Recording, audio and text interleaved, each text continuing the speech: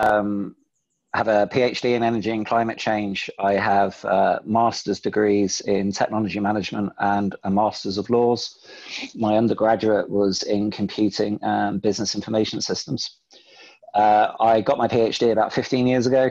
I found myself writing law and helping to put together law at various different scales, right the way up to the European Union regulations. And also the European Union's white paper strategy for adaptation to climate change, even though that isn't my expert area. And then found myself again helping to write law in the US, but on a subnational basis. And I decided it would be a good idea to get a degree in law because I was doing all those things and potentially missing the point. I found myself in situations with solicitors who were telling me things which I knew were lying, but I couldn't prove it. So I decided that to get a degree in law would help me be able to turn around and go, well, actually, I'm pretty sure you're wrong because of A, B, C, D reasons. So I did that, and I did a master's in laws in general, but I very much tried to get things, assignments, everything else. I forced them into the areas that I was interested in by interpretation of questions. So some of this is partly where I'm coming from. So the regulation I'm going to talk to you about today is the updated one to the one that I was the key expert for. I was asked to be the key expert by the Committee of Regions, and what happens, it goes from the Commission to the Committee of Regions and then on to the Parliament. The opinion that I wrote with them went past unanimously. That regulation needed to be updated, and that was a response to Cancun. And this regulation I'm going to be referring to today is actually a response to the Paris Agreement. So the EU negotiates for all the member states at the UNSCCC, and then this is the regulation that's come out effectively from the Paris Agreement. So I've got a lot of text here. I don't usually put so much text on slides, so don't be too put off that. It's because we have an international audience and I don't know how well my voice will travel and those kind of things. So when you see text, please don't balk at the text. It's a deliberate choice. Okay, so I'll start. Do you want to do I need to take over the screen somehow? I can share the screen and share audio. Do you need to give me permissions? Check now. I think you should be able to do it. Okay. All right. I will. It's working now? Yep. Perfect. Okay, so you should be able to see. Yeah, perfectly well. Yeah. Okay. All right. So. Okay, so these cows are very small. Those cows are far away. Is the governance of the Energy Union and climate action structured to fail? And is the Paris Accord partly to blame? So begin by looking at the Paris Agreement. I'll introduce you to a short clip, which is which includes the screen character Father Ted, which is where the oak cows are very small. Those ones are far away comes from. And then go on to what I call GECA, which is the governance of the Energy Union and climate action. Just call it GECA for short. So focusing on mitigation. The Paris Agreement, although there's two areas of climate change, mitigation and adaptation, the Paris Agreement largely focuses on mitigation. And the two key articles in my views are is Article 2 and Article 5. Under Article 2, it says that the states and parties agree to hold, I put in the ing, the increase in global average temperature to well below 2 degrees Celsius above pre-industrial levels, and pursuing the temperature increase to 1.5 degrees above pre-industrial levels. Now, there's problems with that statement because there's a question as to what is meant by global average temperature. Does that cover the whole surface? Does it just cover surface and not the sea? Is it the air, or is it, as it should be, a combination of that? And how do you define the difference between now and a pre-industrial level? Firstly, the pre-industrial isn't fully defined, but secondly, because you have El Nino events and you have other kind of climatic occurrences that take place, which are quite natural, and you have natural variability, over what period would that temperature rise have to be exceeded for it to be exceeded under this definition? So there's been news reports in the past week or so talking about in the next 5 years, 1.5 degrees will be exceeded, but that's for an individual year. And the Hadley Centre, which is one of the major centres for producing these reports, had reported something similar last year. So for me, the really important aspect of the Paris Agreement is one which is often not quoted, which is this one, which is Article 5, which is in order to achieve the long-term temperature goal set out in Article 2. And now this is important because this now says it's a long-term temperature goal rather than a temperature target. So we've got the word goal rather than target. So that introduces ambiguity, but it also talks about it being long-term. And long-term means, does that mean 1.5 and 2 degrees can be exceeded and then be brought back under? And the next paragraph is a clue to that. It says parties aim to reach global peaking of greenhouse gas emissions as soon as possible, recognizing that will take longer for developing country parties to undertake rapid reductions thereafter in accordance with the best available science. Another question, what is the best available science? And that's a very basic philosophical question, because the best available science to an oil producing nation is going to be a very different thing to the best available science to a small island state. And then it says to achieve a balance between anthropogenic emissions by sources and removals by sinks in the second half of the century on the basis of equity in the context of sustainable development and efforts to eradicate poverty. There are lots of problems with all of those different things. Because firstly, it says a balance between anthropogenic emissions by sources, which is the things that we release. And it says removals by sinks of greenhouse gases. It doesn't have the word anthropogenic in there.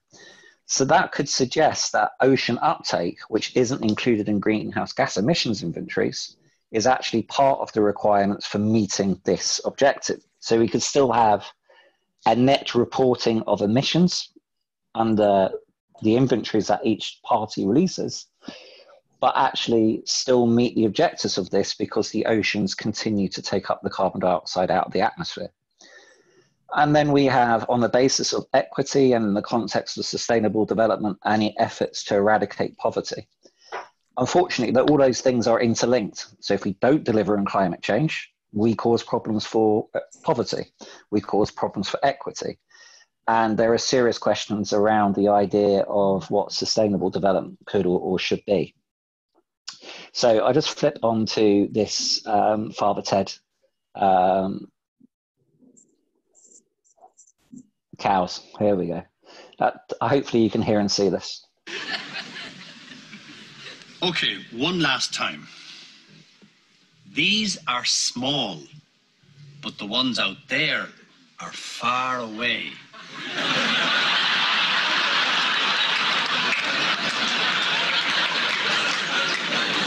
Small, far away. Forget it. So I'm going to just change the type of screen that I have with you now.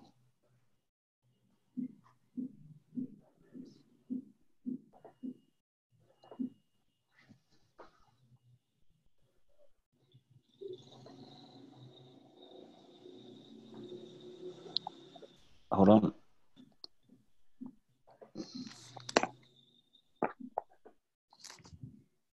Right, I can now see your reactions to what I'm saying, so I know if I'm boring you.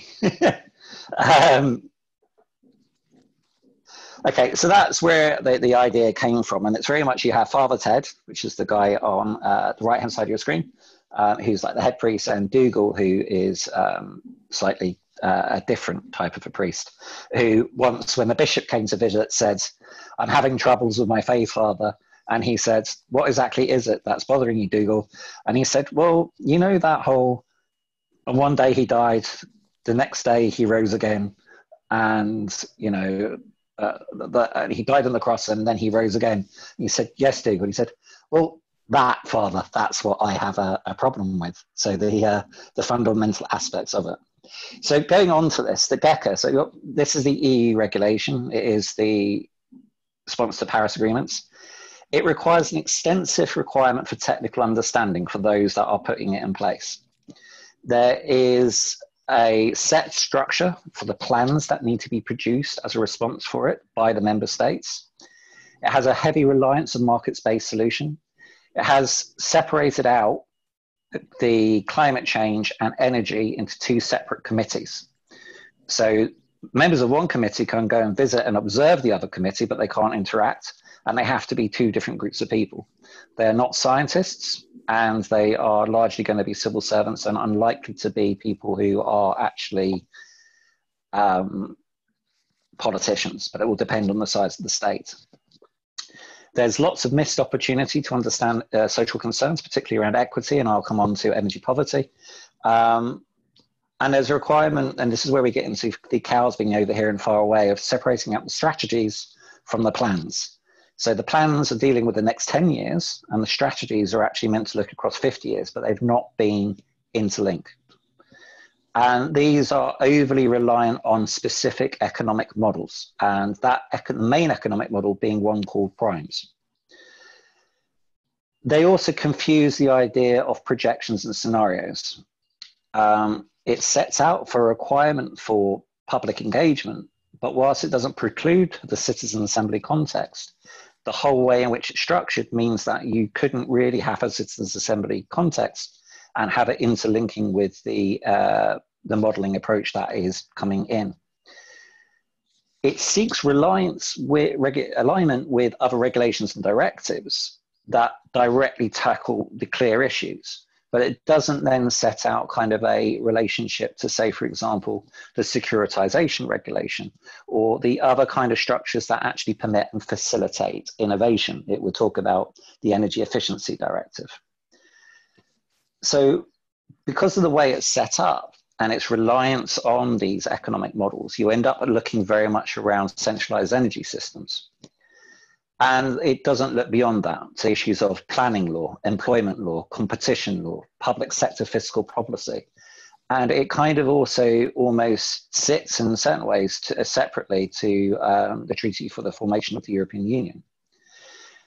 The understanding of what innovation is different between academic disciplines, but it seems to misunderstand how you facilitate, hinder, and guide innovation within it. You have belief that we may have actions, sort of like individuals talking about dietary, travel, lifestyle choices, organizations changing the procurement rules, and governments declaring climate emergencies. But it seems to miss that this idea that we can manage our way down to zero rather than actually need to guide our way down to zero. It is fundamentally impossible for us to manage the transition. There's too many individuals making too many decisions at too many points. We need to put the right structures in place in order to get it to happen. And it kind of almost believes that we can have a carefully managed descent. GECA attempts to set itself around the 5 pillars of the energy union. Now, bear in mind that this is the energy union and not climate action.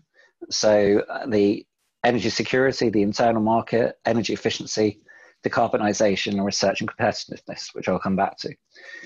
It's a response to Paris, so it's explicitly based on Paris Agreement, but also relates back to the original UNFCCC.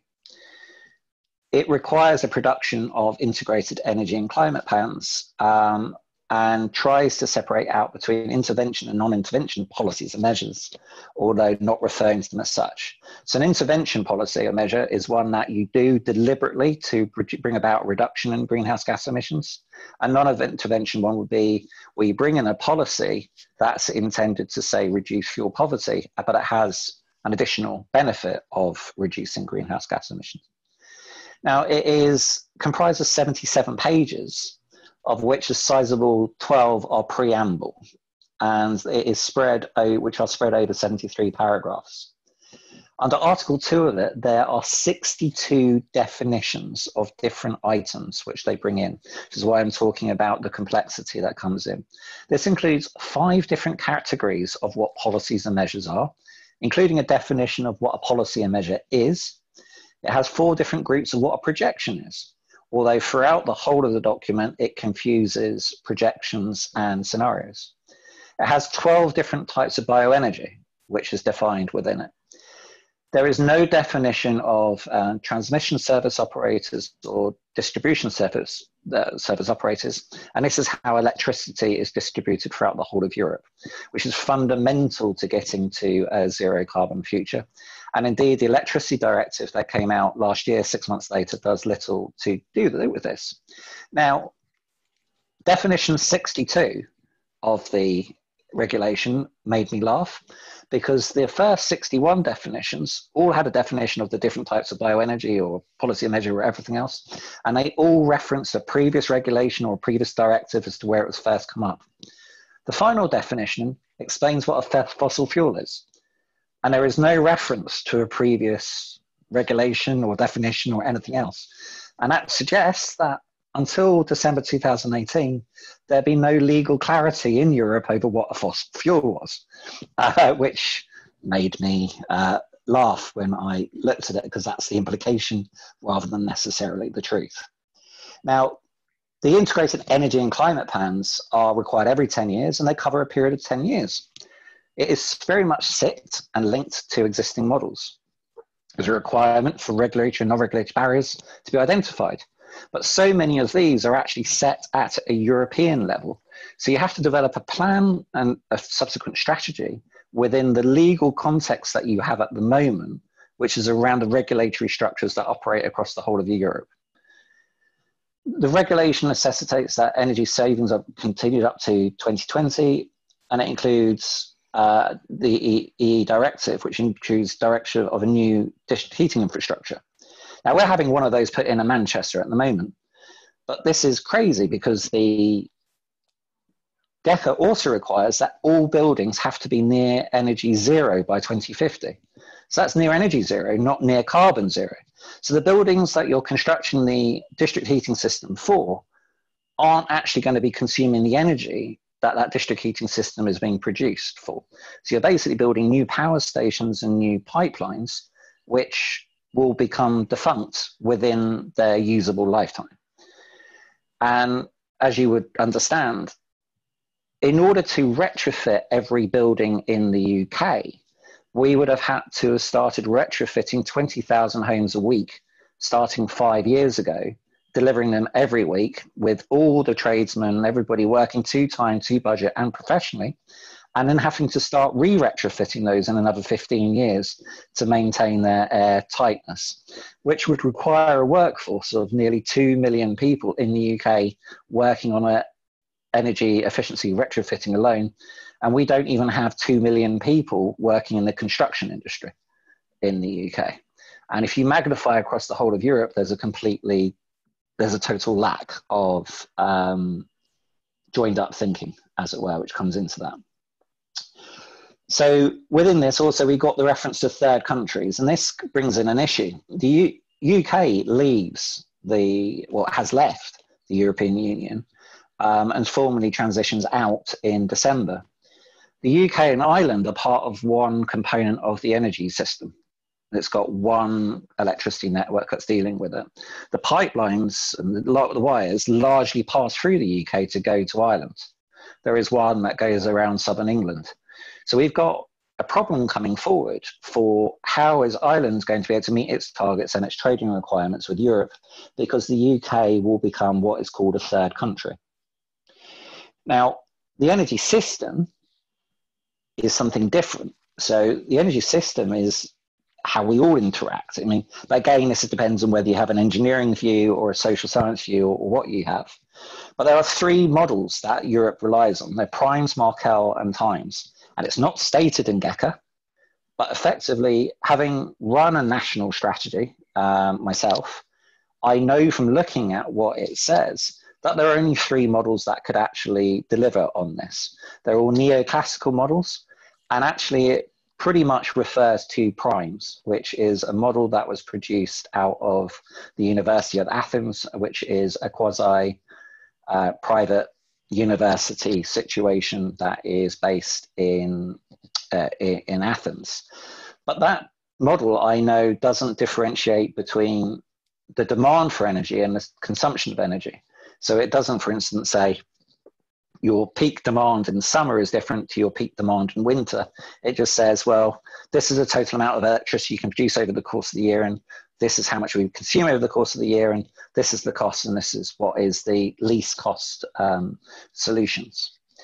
Now, defining energy efficiency as it does in terms of terajoules consumed is not the same thing as the most expeditious route to getting to 2030 or to 2050. So there could be things that you do in the short term which are energy inefficient because you have this requirement for energy efficiency first. So it would be more prudent to actually put in an electricity infrastructure that's capable of carrying a large amount more electricity through it so that you can have a lower carbon future, but that would defy the purpose of the energy efficiency first. So you would then see the lawmakers not being able to approve things because the legal structure prevents it under the first principle of GECA. Now, what is interesting is on the basis of the wording, you have to meet renewables as a particular requirement percentage of final consumption by 2030. But this doesn't have to take place within the member state. It can actually be purchased in from other member states. And actually the way you could do this, you could structure for third countries like the UK or any of the Balkans or even North Africa to help Norway from North Africa or somewhere else to be able to meet its targets. Norway wouldn't need to because it's already pretty much 100% electricity, but you can see that the way it's done. Now, the certificate of origin is the thing that they use to do this, where you purchase, when you purchase electricity, it comes with a certificate that tells you how it's produced. But there's a secondary market in Europe where you're able to sell the certificate of origins separately to the actual electricity that is being sold. So it becomes almost impossible to work out where anything is coming from. Now, energy poverty is a requirement within GECA, and you see this a lot in climate change, where we try to do everything into one document. Now, bear in mind, there's 62 definitions. So you've got to have 62 definitions in your mind when you're going through and you're trying to form these things. Then you've got to meet a whole series of additional requirements. There has been no such thing when it comes to development of the energy system in the past. Oil companies, gas companies, coal companies, the centralized energy systems, none of them have to adhere to these types of things as you produce because it's the status quo. They can continue to pollute or do such things. Energy poverty continues to grow. So in order to meet the requirements of the action plans, you have to demonstrate what the impact of energy poverty is. You don't have to demonstrate what the impact of the energy poverty is of continuing to do what you've already been doing. And you only have to do these things if they're considered to be significant. And again, there is no definition of what significant is within GECA, despite there being 62 definitions. And when you see this in less affluent MSs, the member states, or indeed the ones that are seeking ACWI, the ones that are seeking to join where energy poverty is particularly stark, they don't necessarily have to join, or they don't necessarily have to state it. And this is particularly problematic considering the chronic health impacts that could be associated with all of this. Now, we talked about the transmission service operators. There's got to be an interconnectivity of at least 15%. So the wires between countries have to be able to carry at least 15% of peak demand by 2030. That's from 10% now. But that isn't in anywhere near sufficient. And each one of those companies, because the European Union has deregulated the energy markets, is now not the province of those member states, but the province of the individual companies that are attached to it.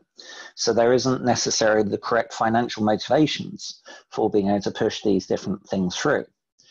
Now, the implementation requires CS, socioeconomic and environmental cost-benefit analysis, and they can only be implemented if potential benefits outweigh the costs. But there is no time frame waiting.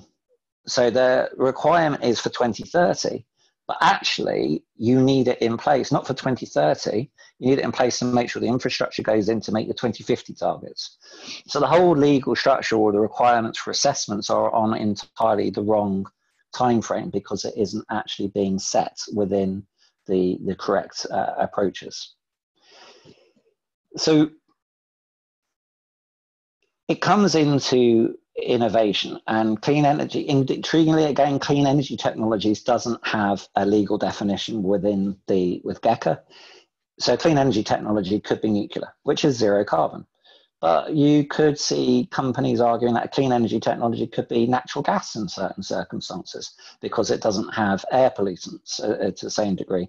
Although that would not be something acceptable so much in Europe as it is in North America and Americas, but certainly something in the rest of the world where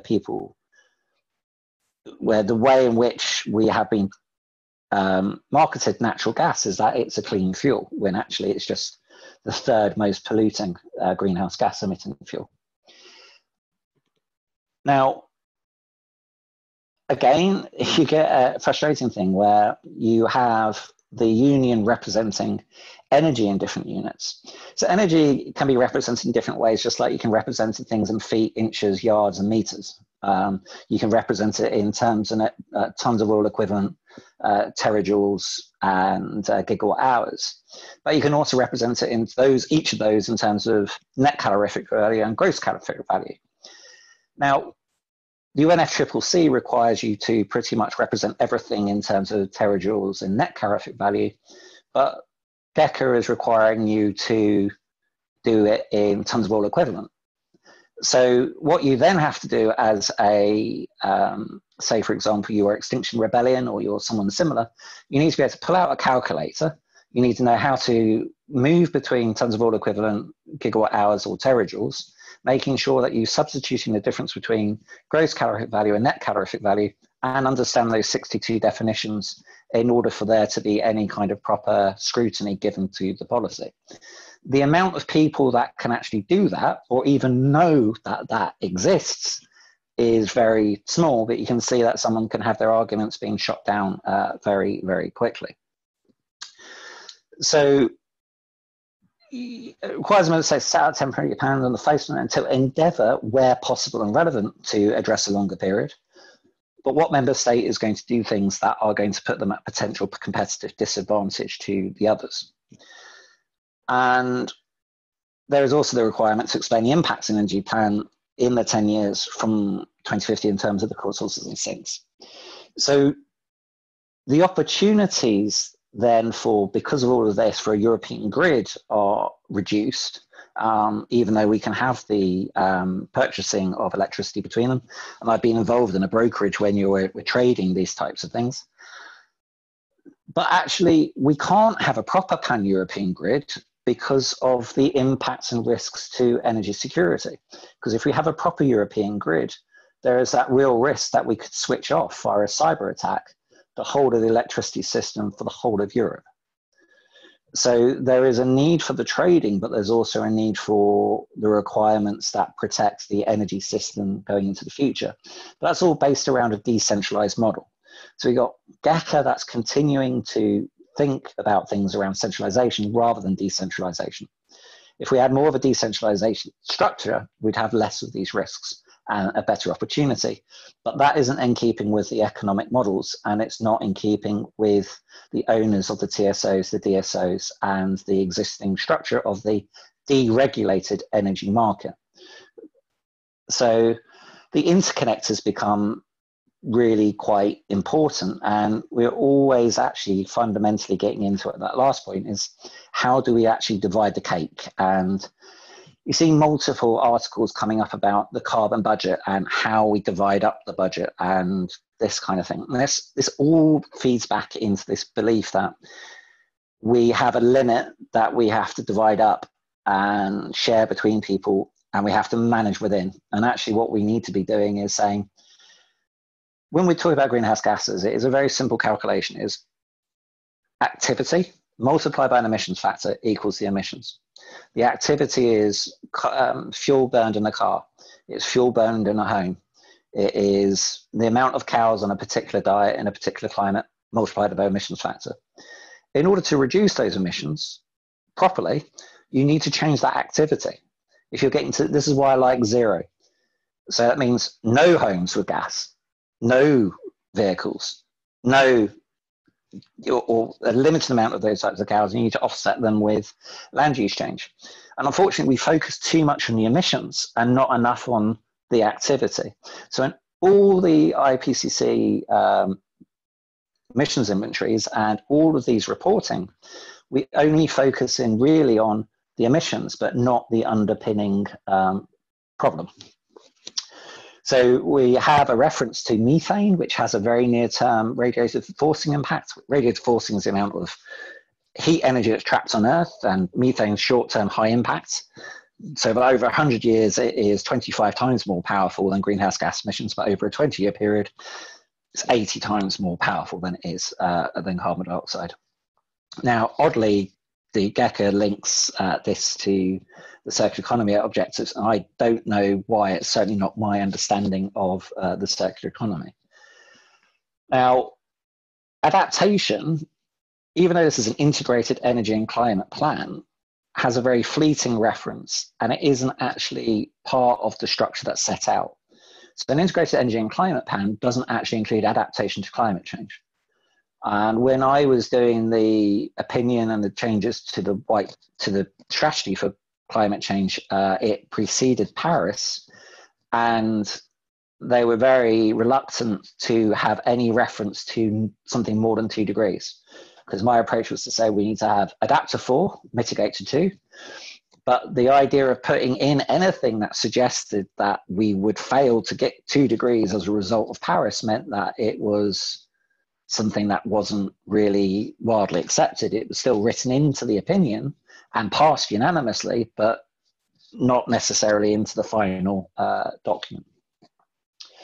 So GECA also seeks to be what it can talk about without influencing the TFEU's Articles 107, 108, although it's pretty unclear. And when you consider how historically and how even to this day, particularly in Spain, we continue to allow to have decisions to allow fossil-based industries to continue with subsidization, it's quite strange to see how we are operating against structures that permit what's been done in the past in order to achieve a healthier outlook going forwards, because we're not necessarily including everything within it.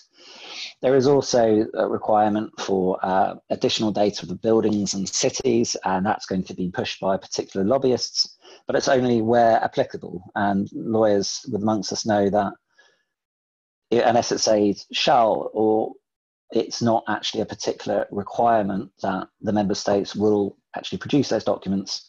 And certainly in the majority of Europe, where I have worked outside of Northern Europe, the data at that scale doesn't exist, or it isn't as reliable as it could be. You can see there's lots of text, which I'm not going to attempt to move through, but there is a requirement within Paris to do strategies, and this is what is being reflected in GECA. And GECA is going to be, if you like, legally leading in the sense that it is the most robust regulation in the world, which other countries or regions will attempt to follow. But if you appreciate that this is providing the governance for the energy union and climate action for all member states in Europe, all member states must adhere to it. Now they can exceed it, but it kind of presents problems for member states that are much further forwards, because they then have to support surrounding member states, and the actual way in which the energy trading is taking place may not necessarily be compatible with that. When I was forming scenarios, and I formed scenarios with 15 countries, I think it is either 14 or 15 countries in Europe, southern states were saying, well, we'll produce lots of electricity and renewable energy ourselves because we've got the land and the resources to be able to do it. And this will mean that we will produce more goods at a zero carbon basis and we'll sell our goods. And Norway, who has huge amounts of reserves, was saying, well, pretty much the same thing.